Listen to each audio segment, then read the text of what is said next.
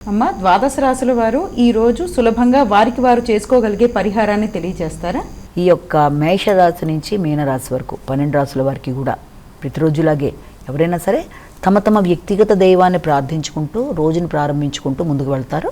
అలాగే మీరు కూడా ఈ రోజున మీ యొక్క అనుకూలతల కొరకు అలా చేసుకున్నా సరే, ఇంకా అవకాశము ఆసక్తి కూడా ఉన్నట్లయితే తప్పనిసరిగా ఈ రోజున అందరూ కూడా దత్తాత్రేయుడికి సంబంధించిన శ్లోకాలు కానీ, దత్తాత్రేయుడికి సంబంధించిన మందిర సందర్శన ఇవన్నీ కూడా చాలా వరకు మేలు చేస్తాయి. కనుక వీటితో పాటుగా అనుకూలంగా అవకాశం కనుక మీకు ఉన్నట్లయితే శ్రీదత్త శరణమం అనే శ్లోకాన్ని ఒకవేళ దేవాలయ సందర్శన చేయలేకపోయినా, లేకపోతే దాంతోపాటుగా ఈ యొక్క దత్తాత్రేయుడికి సంబంధించిన శ్లోకాలన్నీ మీరు వినడానికి అవకాశం ఉన్నా లేకపోయినా కనీసం ఈ రకంగా శ్రీదత్త శరణమమ చేసుకోవడం వల్ల విద్యాపరంగా, ఆర్థికంగా అన్ని విషయాలు కూడా చాలా వరకు అనుకూలంగా ఉంటాయని మనం ఇక్కడ భావించవచ్చు.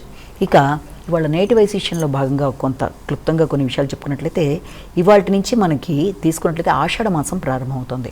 ఆషాఢ మాసం అంటే ఇది చాలా ప్రత్యేకంగా ఆషాఢ మాసంలో ఇప్పుడు వచ్చే పండగలను కూడా మనం తీసుకున్నట్లయితే ఆషాఢ మాసంలోనే మనకి బోనాలు ప్రారంభమవుతాయి. అలాగే ఆషాఢ మాసంలోనే జగన్నాథ రథయాత్ర అనేది కూడా ప్రారంభమవుతుంది. దీంతో పాటుగా గురు పూర్ణిమ అనేది కూడా ఈ యొక్క ఆషాఢ మాసంలోనే మనం చెప్తాం.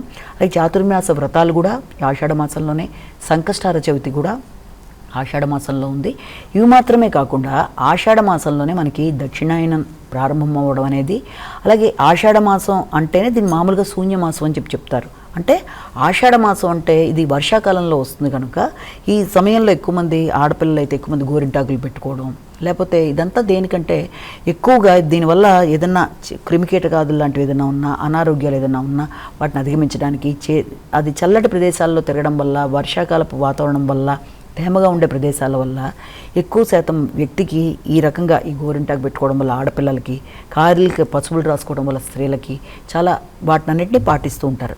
అంతేకాకుండా రకరకాల ఆకుకూరలు కూడా వస్తూ ఉంటాయి. ఆరోగ్యానికి కూడా చాలా వరకు అది మేలు చేస్తుంది కనుక మునగాకు లాంటి ఆకుకూరలు తినడం లాంటిది, అలాగే వాటి వల్ల వాటిల్లో ఉండే విటమిన్స్ వీటి వల్ల వ్యక్తికి ఆరోగ్యం పెరగడం అనేది, ఇలా రకరకాలుగా ఆషాఢ మాసంలో చాలా విశేషంగా దీన్ని చెప్తారు. అంటే దక్షిణాయనం, కర్కాటక సంక్రాంతి అన్నీ కూడా దీంట్లోనే ప్రారంభమవుతాయి. అసలు ఈ ఆషాఢ పౌర్ణమి గురించి కూడా మనం చెప్తే 2 ముక్కల్లో తెలుసుకోవాలంటే, ఈ ఆషాఢ మాసంలో పౌర్ణమి సమయానికి మనం కనుక చూసినట్లయితే ఉత్తరాషాఢ కానీ పూర్వాషాఢ నక్షత్రాలతో కానీ ఈ యొక్క చంద్రుడు ఉన్న సమయంలో ఇది పౌర్ణమిని కలుపుకుంటే మనకి ఈ యొక్క ఆషాఢ పౌర్ణమిగా మనం చెప్పుకోవడం జరుగుతుంది. కూడా ఆషాఢ మాసంలో వచ్చేది ఆ రోజున పౌర్ణమి నాడు ఈ ఉత్తరాషాఢ నక్షత్రం కానీ పూర్వాషాఢ నక్షత్రం కానీ ఉండడం అనేది. కాబట్టి ఈ రకంగా ఆషాఢ మాసంలోనే మనకి ఇన్ని రకాలుగా ఈ యొక్క అటు బోనాలైనా ఇటు పక్కన అన్ని రకాల పండుగలకు కూడా ఇది కాబట్టి అది వాటి నుంచి ప్రారంభమవుతుంది. కనుక ఆషాఢ మాసంలో అందరూ కూడా ఎక్కువ శాతం ఈ యొక్క వర్షాలు వీటి వల్ల అనారోగ్యాలు ప్రబలకుండా దానికి సంబంధించినట్టుగా తగిన విధంగా జాగ్రత్తలు తీసుకుంటూ, ఇటు బోనాల సందర్భంగా అమ్మవారిని ప్రార్థించుకుంటూ, అలాగే ఈ యొక్క ఆడపిల్లలైతే ఈ రకంగా ఇదే ఆ ఆషాఢ మాసంలో మనకి గుప్త నవరాత్రులు కూడా ప్రారంభమవుతాయి వాటి నుంచి. సో పక్కన గుప్త నవరాత్రులు, ఒక పక్కన బోనాలు, ఇటు పక్కన చూస్తే గురు పూర్ణిమ, ఇటు పక్క చాతుర్మాస వ్రతాలు అన్నీ కూడా ఆషాఢ మాసం దక్షిణాయనం. దాంతోపాటుగా దక్షిణాయనంలో కొన్ని కార్యక్రమాలు అంటే చాలా ముఖ్యమైన కార్యక్రమాలని అవాయిడ్ చేసినా కూడా ఇది దేవతా కార్యక్రమాలకు కూడా చాలా ప్రసిద్ధమైనది. ఇక్కడి నుంచి తీసుకుంటే ఈ కర్కాటక సంక్రాంతి నుంచి మళ్ళీ మకర సంక్రాంతి వరకు ఈ 6 నెలల కాలాన్ని దక్షిణాయనంగా చెప్తాం. ఈ సమయంలోనే మనకి శ్రీ మహావిష్ణువు యోగ నిద్రలోకి వెళ్ళడం జరుగుతుంది. తులేకాదశి అనేది కూడా ఈ మాసంలో వచ్చే విశేషమైన పండుగ కాబట్టి ఇక్కడి నుంచి చాతుర్మాస వ్రతాలతో పాటుగా ఇక్కడి నుంచి 4 నెలల పాటు మనకి యోగ నిద్రలోకి మహావిష్ణువు వెళ్ళిపోయే నెలగా కూడా దీన్ని చెప్తారు.